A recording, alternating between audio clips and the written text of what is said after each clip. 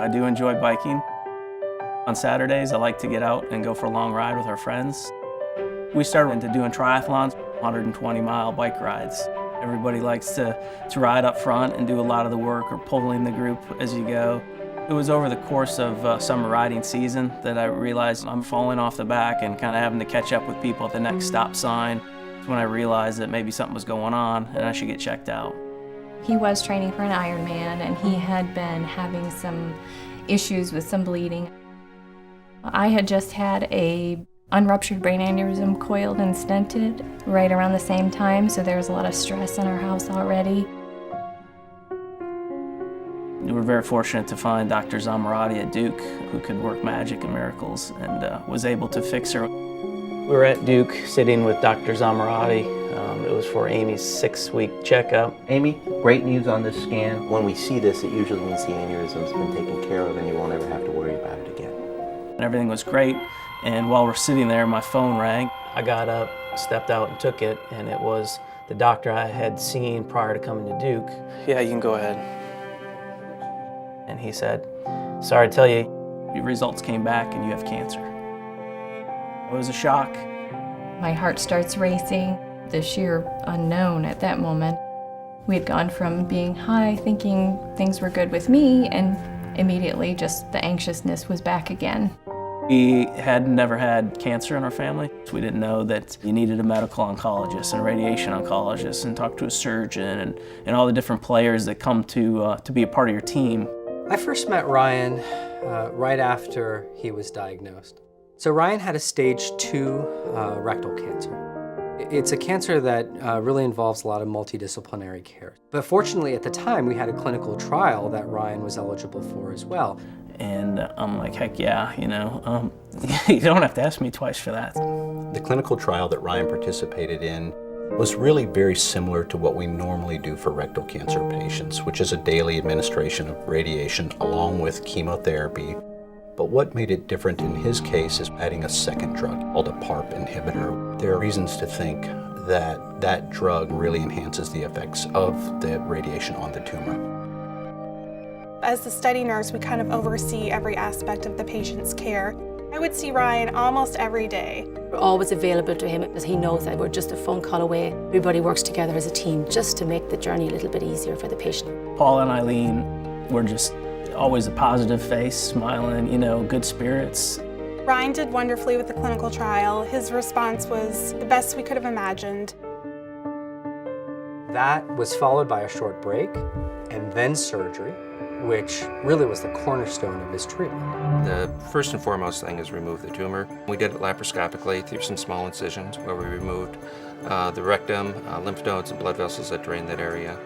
I removed that whole specimen, and then we brought down some healthy colon, joined it back together. Ryan did quite well. I had some great nurses when I had to stay overnight. One phlebotomist that would come in. It was amazing how good he was at what he did. It made a stressful situation that much easier for him. My 2 girls, Emerson was 6 and Peyton was 10 when I was diagnosed with cancer. They're worried, is Dad gonna die, you know? Am I gonna get cancer and die like Dad? When my dad had cancer, well, I didn't know what to think of it at all. I was scared to hug him because I thought that I would get cancer. That was tough, so then, you know, realized, hey, you know, maybe it's time to get some more help for them, which Duke has plenty of services. Kids Can at Duke is a program that you meet once a month at the Duke Cancer Institute, which is a great program. And the girls have benefited immensely from that to deal with things.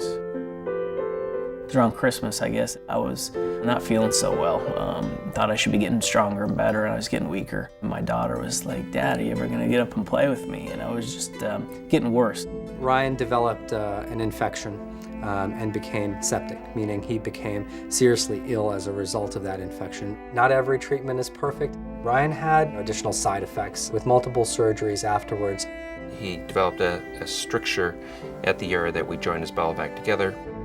And what we decided to do is divert him with a bag that collects the waste with an ileostomy as a temporary measure.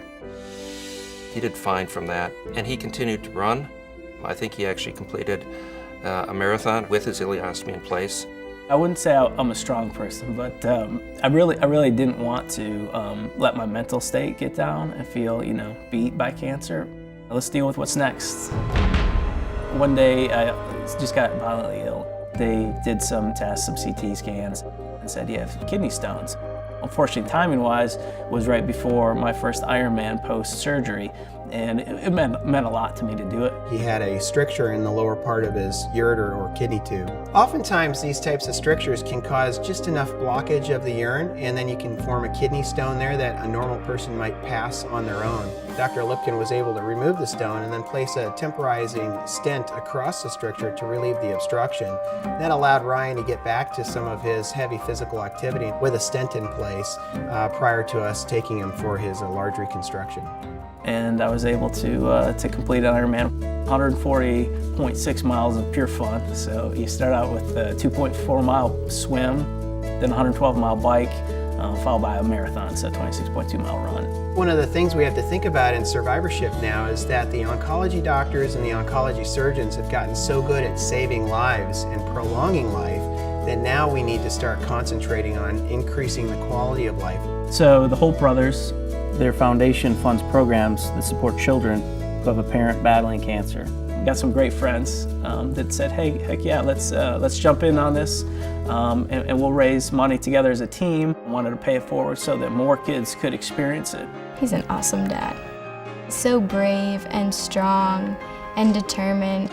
He persevered through treatment, through surgery. It's a difficult road, but his fortitude was really remarkable. And even now, he's still persevering and using his experience to help other people in any way he can. Luckily now, I've been cancer-free for a little over a year. There's so many people I wish I could thank at Duke.